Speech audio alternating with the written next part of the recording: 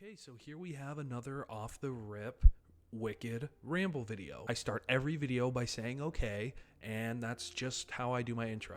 So the Xbox showcase is coming up very, very soon, and I wanted to make a video just talking about either Fable or Starfield, because those are my two most anticipated games coming from Xbox right now.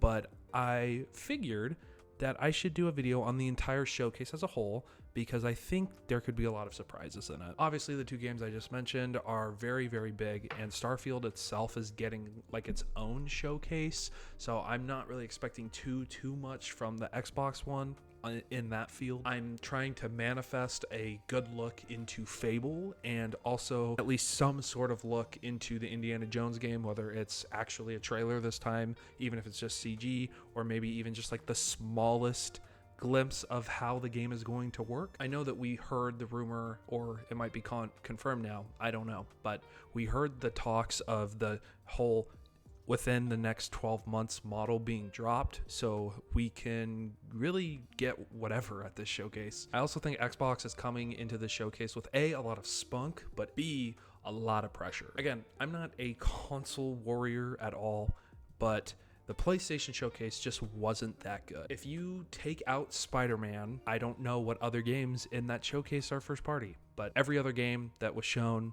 at least most of them, like 98% of the games shown at the PlayStation showcase were coming to both consoles. I thought PlayStation had that really cool looking samurai game for themselves, but that game is also going onto Xbox, and a lot of people did not like that. And I think Xbox knows this because they've made tweets at poking fun at the showcase. Like they had the tweet that had said, look at all these great games coming to Xbox, and it was, again, like 98% of what PlayStation showed off. Like when I think of the showcase, I think of Alan Wake 2, I think of Assassin's Creed Mirage, and I think of Spider-Man. Two of those three games are going to Xbox. Also, the Amnesia Bunker game, the reviews dropped, and it's looking like it's a really solid Amnesia game again, and it's going to be on Game Pass, so that's a win for Xbox. I don't think it's an exclusive, but I mean, hey, it's on Game Pass. Xbox needs to take all the wins they can get right now because of Redfall. I just am very curious to see what is new in this showcase. I want to see if we get any shadow drops, because the last shadow drop we got was Hi-Fi Rush,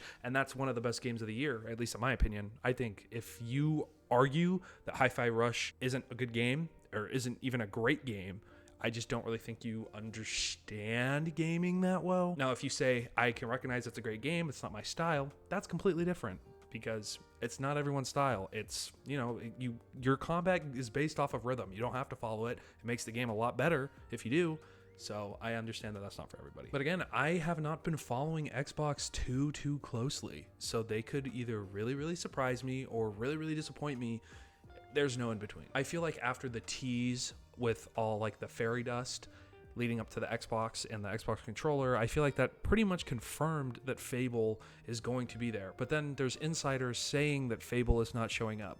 So I don't really know. I really wonder what third-party games are going to be there, because I would doubt that after the PlayStation showcase, Xbox shows the same games. But I don't really think they would show any like big Ubisoft titles, because, you know, the Ubisoft has their own forward event. So Xbox is kind of a dark horse here. Obviously, there's a lot of fanboys that are excited, and a lot of the other fanboys just already going to hate it because it's an Xbox showcase. But I think that they could do a lot. Again, as long as they show a lot of first-party exclusives, or at least a good amount of their first-party exclusives that they have promised, and show gameplay, and make sure that it's not 80% CGI trailers, then I think Xbox's showcase can be really good. Again, Starfield is getting its own, and Starfield is like the biggest player that Xbox has in their ring right now. So we don't really know what to expect. They can really like catapult that onto whatever game they want to release and focus on after Starfield. Obviously, I think Hellblade 2 is a really big contender, because the first Hellblade was incredible. If you didn't play that game, you are missing out. But if you ask somebody who is in a Xbox fan group, their most anticipated game is going to be Starfield.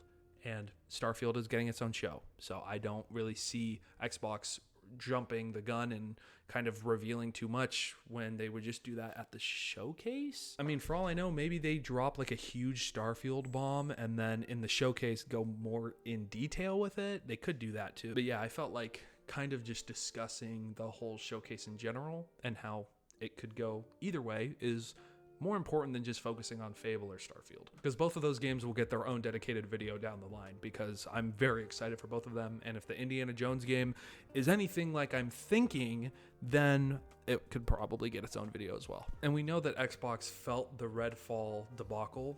They definitely understand what went wrong, I feel like, and they're gonna kind of internalize and swing back harder. So I'm gonna have to dust off my Series X, because it feels like, I don't know, man. I just really hope I get to see Fable, or at least hear the music again, see the game.